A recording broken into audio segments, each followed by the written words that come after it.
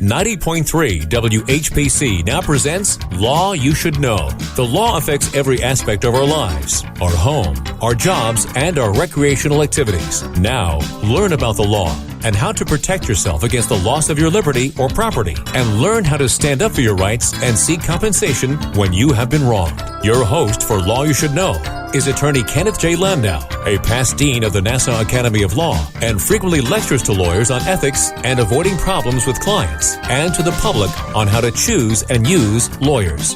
This is Law You Should Know on the voice of Nassau Community College, 90.3 WHPC. Hi, this is Ken Landau, and you're listening to Law You Should Know. Our topic today is tips on buying your first or next home or a condo or a piece of real estate. Our special guest is Bernie Caprera. He's a very experienced real estate broker. He also gives a course at Nassau Community College on buying a house. Bernie, welcome back to Law You Should Know. Thanks, Ken. I appreciate it. Is this a time while we're dealing with COVID and after COVID when a lot of people are interested in buying a house? Maybe they their family's expanding, or they want to move out of the city into the suburbs? Absolutely. This is a big time. In fact, my broker, Dottie Herman, was on TV this morning talking about people moving out of the city and coming out east. So we're getting more buyers coming from Manhattan now than we normally do. And if people are doing it for the first time or haven't done it for a while, what are some tips on buying a house? What's the starting point for our listeners? The key is to talk to a mortgage person. If you start by talking to a mortgage person first, it's going to make your life a lot easier. Basically, what's going to happen is you're going to get an idea of how much house you can afford. The mortgage broker is also going to give you basic information on how much your monthly payment will be. That's called a PITI, P-I-T-I, your principal, interest, tax, and insurance. So you're going to know how much you're going to be paying monthly, approximately based on the price of the house and what type of a mortgage you get. So you're going to want to know that information. Also, when you're talking to the mortgage person early, you're going to be getting information about your credit, your FICO scores.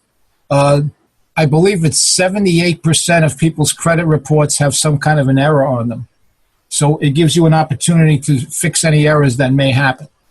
In addition, a big plus, in addition to finding out how much you can afford, is that mortgage broker is going to give you a letter telling you how much house you can afford. They'll say you can afford the $300,000 mortgage, and since you're putting $100,000 down, you can buy a $400,000 house. That'll help you when you're negotiating your offer with a potential seller. It's almost like a pre-approval, like you're a pre-qualified buyer, so it's going to make you much more attractive as a buyer. Yeah, pre-qualified means that you spoke to a mortgage person and they gave you an idea based on your verbiage of how much you can afford. Pre-approved basically means you actually gave the mortgage broker all the paperwork, copies of your accounts, your last 2 years' tax returns, etc. That puts you in an even better position. And either way, you want to gather that paperwork because you're going to need it at some point, and you want to be able to expedite that mortgage approval process. Yes, definitely you want to do that. And also you want to have an advantage because right now, because of the seller's market, you're going to get multiple offers on houses. And if you walk in with a piece of paper saying that you spoke to a mortgage person and you can afford a $400,000 house, and the next guy comes in and hasn't talked to a mortgage person yet, that gives you an edge. And even if you offer less money, you might be more attractive to that seller because you're halfway there. That's right. You have most of the information done. It could help, absolutely. And as you mentioned also that someone has to work on overcoming objections. They want to build up that credit score. They want to analyze their income and assets so they're ready to go and ready to start the mortgage process, which can be a long process with all the paperwork involved. Yeah, normally when you go to contract on the purchase of a home, they're going to give you normally 45 days to get a commitment. And you can, as you mentioned before, you can get like a pre-commitment or a tentative commitment for some amount of money that you can use as what you can afford in a house. Yeah, if you have a pre-approval, you're in an excellent position. It's like coming with a letter that has cash in it. And how should a buyer or someone looking for a house decide where they live or what they need in a house? Well, that's the personal decision on what they need. I'm going to want to know if they're going to come through me, get a general idea where they want to live.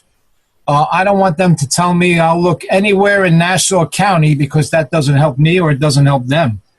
I want to be more specific.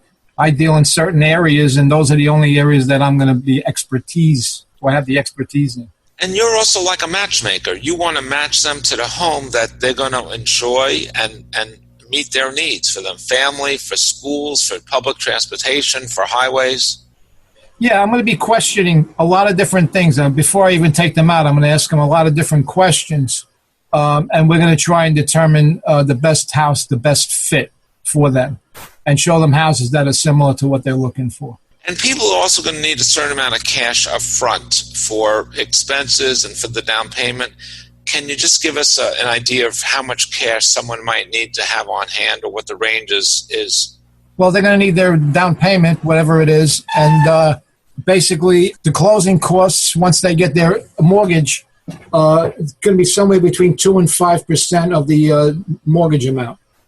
So they have to really start early on. They have to start saving for that. Perhaps they're getting a gift from a relative, so they have to show documentation of that. Because aside from qualifying for the mortgage, they need to have a certain amount of cash for the down payment and the closing expenses. Yeah, interesting. Gifts, they have to have a gift letter from Uncle Harry or Aunt Mabel, whatever the case may be, saying, I'm going to give Sonny $25,000, and it's got to be a gift. Now, the interesting thing is that in most cases, the bank is going to go back to Aunt Mabel and ask her where she got the $25,000 from. Make sure she didn't borrow it. That is funny. And they're going to do the same with you. If you have money, you're coming in, they want to know where you got your down payment from. So if you come in on your own with $50,000, basically they're going to want to know where it came from. Did it come from a savings account? Did you cash in some stocks? They want to make sure that you're not borrowing that money. This way that you're 100% financed, and it's easier for you to walk away from the house. And they're going to also verify your income and whatever assets you claim, money in the bank or a prior house or that you're in, or a car, whatever your assets are. Yeah, they're going to do a profit and loss, or whatever you want to call it, all assets and liabilities and everything else. And they want to check all your incomes, all your outgoes. Do you own a house now? How much is it worth? Is it on the market? Is it in contract? They want to know everything because the assumption is that the bank is going to foreclose on your property. You mentioned before that someone will come to you and you're going to find out where they want to live and what they need in a house. And you're an expert on certain localities that your brokerage operates in. So should someone come look for a broker that's in good repute in a local area? In other words, they're buying in Nassau, they wouldn't go to a broker in Queens. That's correct. But they can always come to me. I can always refer them to somebody in the area that they're looking. I work for a large company, and we have offices all over. So basically, if they want to look in Bayside, even if they want to look in Queens, we have an office there, and I can refer them to somebody, one of the top salespeople in the Bayside office. I can do it in Suffolk County as well. The thing is, I don't want to be in a position where I'm selling a house in an area that I really haven't sold houses in. And I don't know the area. I don't know the ins and outs. I can't answer a lot of the questions. So they're better off dealing with a local expert. And if they're coming to you because you're so well known in your local area and they're selling a house and they want to buy a house also, how much time do they have to allow for all that to happen? What's the timeline? Yeah, that is a $50,000 question. I don't know. I mean, that's a problem because usually when they go to contract on the sale of their house is when they should start seriously looking to buy a house. And what will happen is we're going to have we're going to talk to the attorney and try and determine how solid is that potential buyer. Because once we start looking for a house, they're going to be going to contract on the purchase of a home. And a lot of times the seller is not going to want a contingency that I have to sell my house first. So you have to work out those little nuances between all the parties involved. Yeah, there's a lot of different details involved in any situation, but then particularly when you have somebody selling and buying a house at the same time. I've had it. It's crazy, but for some reason it always seems to work out. And as the broker, you're going to make sure it works out. I mean, you might be the broker for the sale and the broker for the purchase, so you can easily coordinate things. Yeah, sure, because I'm getting a commission. I don't get anything if it doesn't close. And you want the person to be happy, and you want it to work out for all concerned. Yeah, that's my priority is to make people happy, and then the money follows. And to make the deal work. It's got to work. You want a satisfied customer for now and for the future. It's got to be a win-win for the buyer and the seller, and then I'm happy. Okay. I'd like to remind our listeners we're talking about tips on buying a house, and our guest is Bernie Caprera. He's a real estate broker, and he also is teaching a course on buying a house at Nassau Community College in their lifelong learning program. And if you're interested in attending that, it's happening very soon. And please call the college at 516-572-7472 or email them at ced@ncc.edu for further information. And so you can register for the course. It's all given through Zoom, so you don't have to travel anywhere. Bernie, what are some other things that sellers technically don't consider in terms of the house they need, the house they can afford, the neighborhood that's going to work for them? Well, they should do some homework on their own. You know, the situation nowadays, we have, I don't know if I'm sure you're aware of the Newsday article on fair housing issues. Real estate agents have to tiptoe and be very careful with the information we give. So the buyer is going to have to go and do their own research online. Example, schools.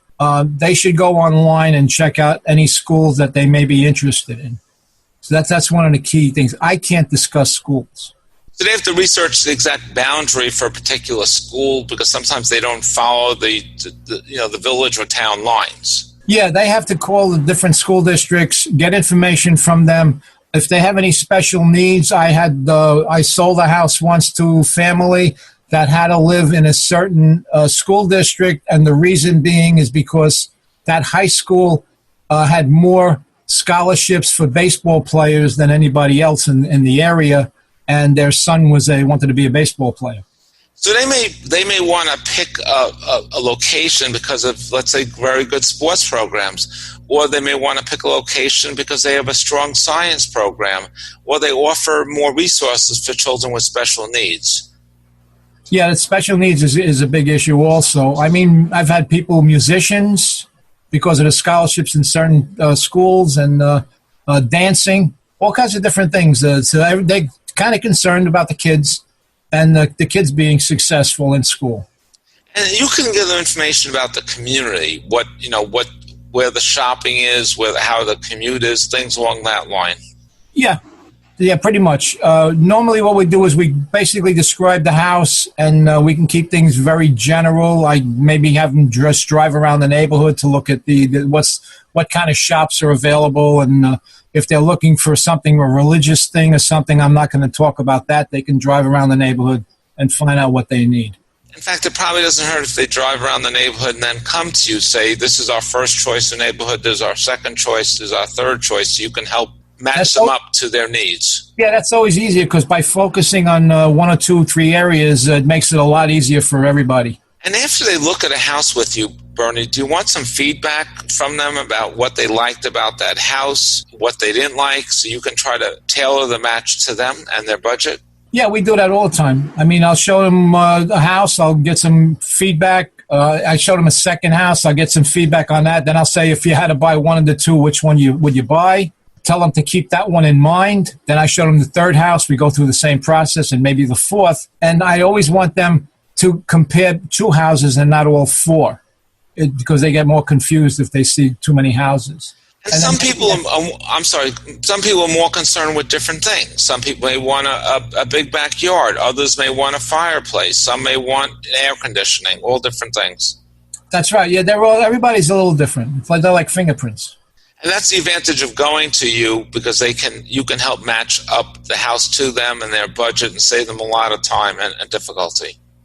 Yeah, I have access to Multiple Listing, and Multiple Listing has a program on there where I can just punch in the specific information they're asking for, and it'll spit out all the different houses that are available with those needs being met.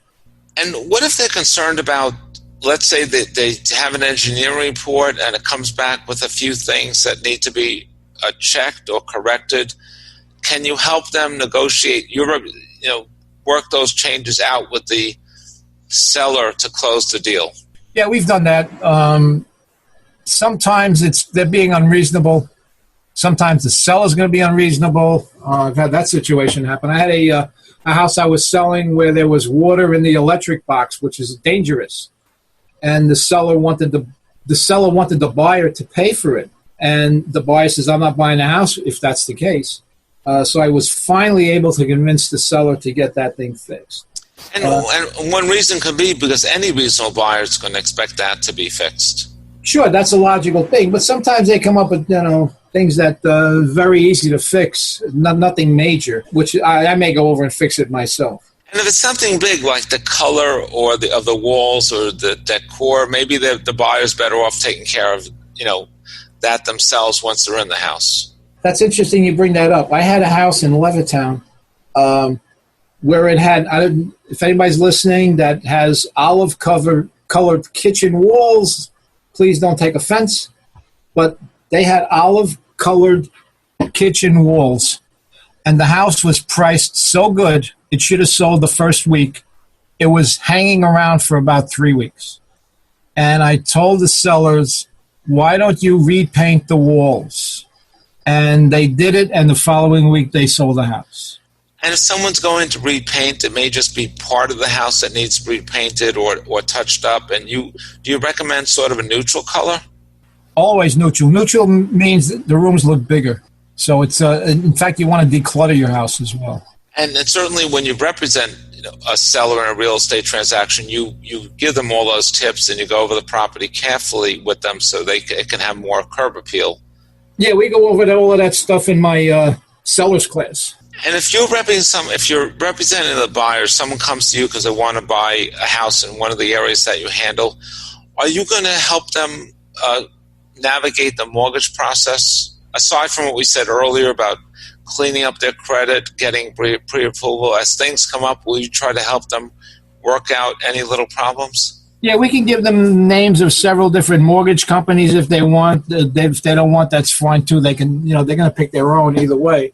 But any questions, any problems, I've dealt with the mortgage people directly as well on their behalf. So I have direct dealings with the mortgage person.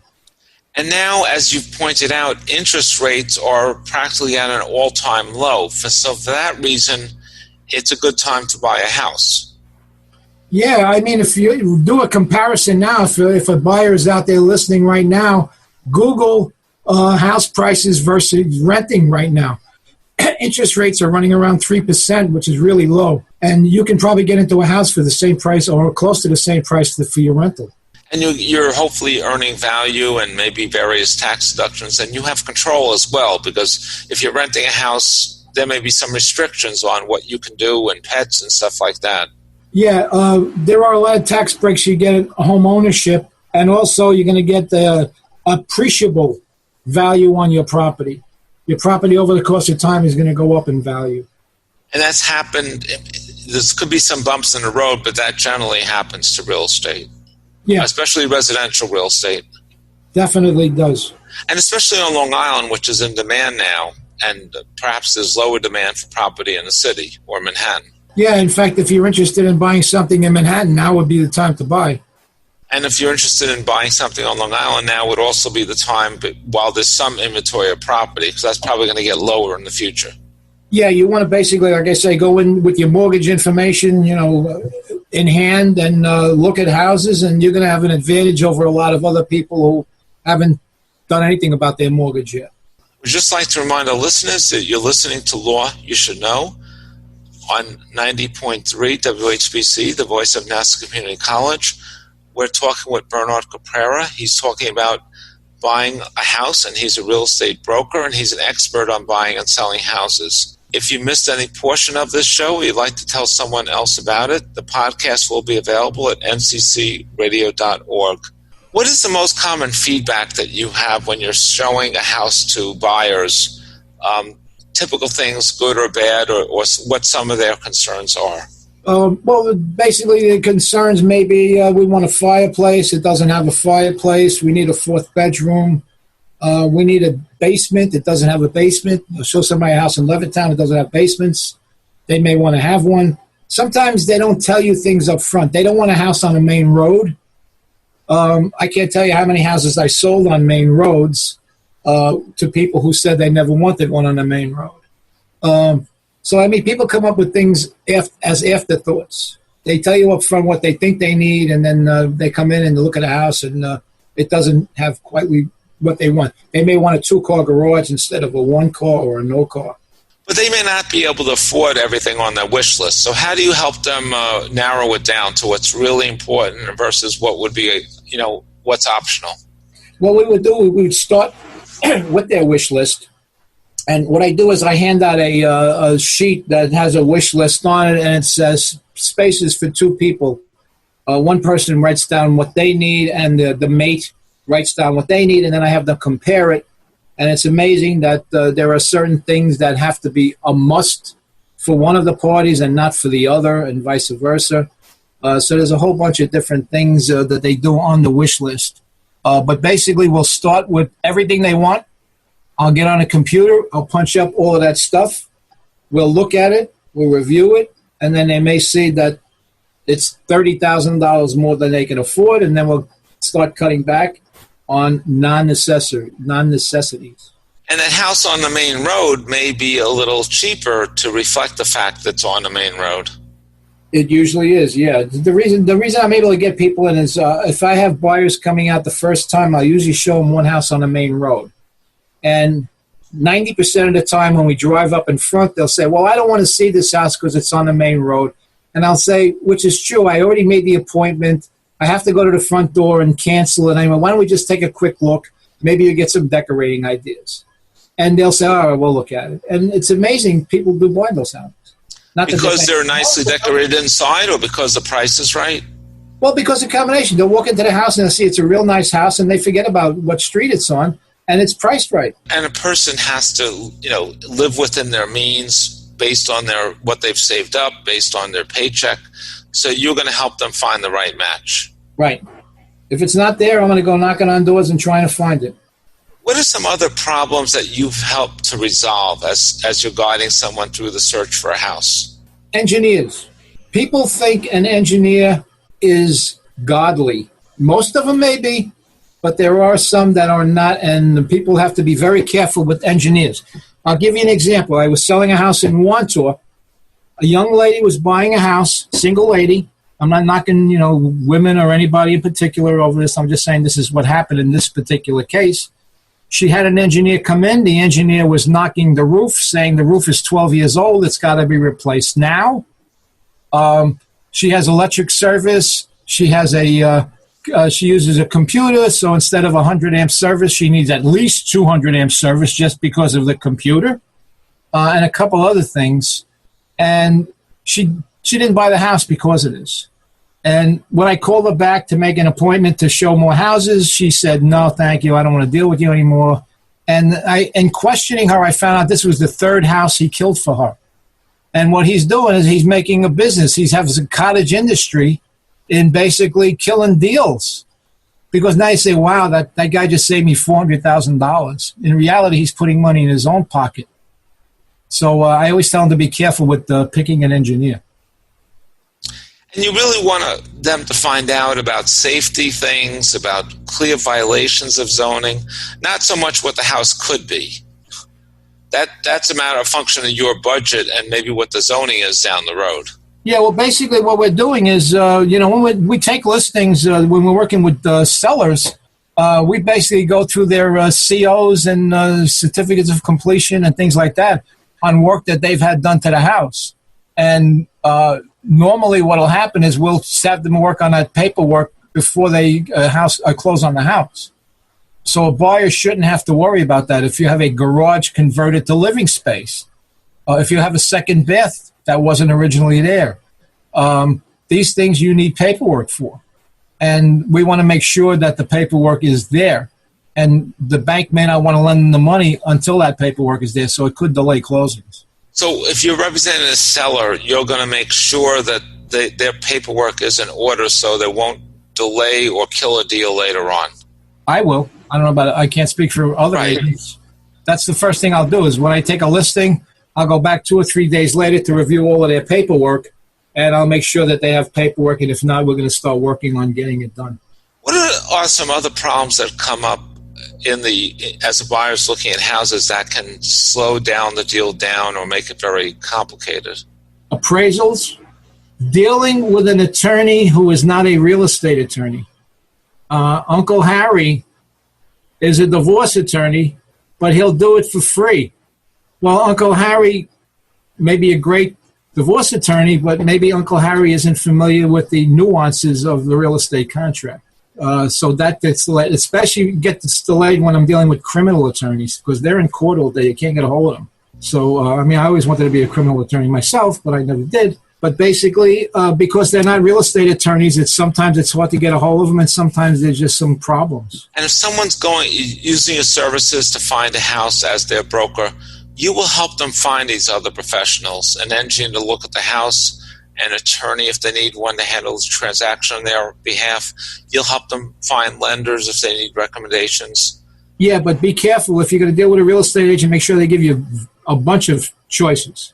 I'll give you probably 5 choices if you need these things. If I just give you one, that's a red flag. Be very careful with that. How do buyers compromise if they need to? What kind of dynamics take place if the house is almost perfect but not perfect? If they need a little bit more to try to buy that house, how do they resolve those problems?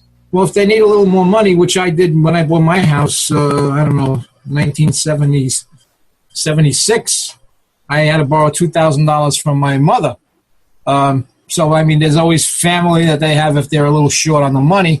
But what I do is it's called the Ben Franklin clause, where we sit down and we have all the pros and cons about the particular house. And we look at what the negatives are and what the positives are, and we see if the positives outweigh the negatives. And maybe 1 or 2 of the negative issues, maybe there's something we can work out there. But they have to actually see all the pluses involved that they're walking away from. And you also see if it's right, see if it's realistic. If there's enough pluses where they will enjoy the house and they can expand it or change it or modify it, color it to their liking over time. Yeah, most people, nobody really finds the house of their dreams the first time around. You could be a little more fussy the second time, but usually the first time you want to get into a house, you'll take a little less than what you really wanted, but the next house you buy, you may get it. I'm still waiting for my second house. I'm still in my first one, and you'll guide that person through what they actually need and what they can afford and what they can try to do down the road. Yeah, we outline everything for them, all the information they need, prices and everything else, taxes. This way they can see that, well, I can't afford this price, so I have to settle a little bit for a lower price house, but at least I'm getting the house. I would like to remind our listeners that you've been listening to Bernie Caprera. He's an experienced real estate broker, and as you've heard, a very good one. He's giving a course on buying a house at Nassau Community College. It's going to be offered through Zoom, so you don't have to travel there. And it's coming up very soon, so you should call the college at 516-572-7472 or email them at ced@ncc.edu. He gives a course for someone interested in becoming a real estate broker as a possible part-time or second or new career. And he also gives a separate course on what you need to know if you're selling your house. You've been listening to Law You Should Know on 90.3 WHPC, the voice of Nassau Community College. And please join us next week at this same time for another program on Law You Should Know.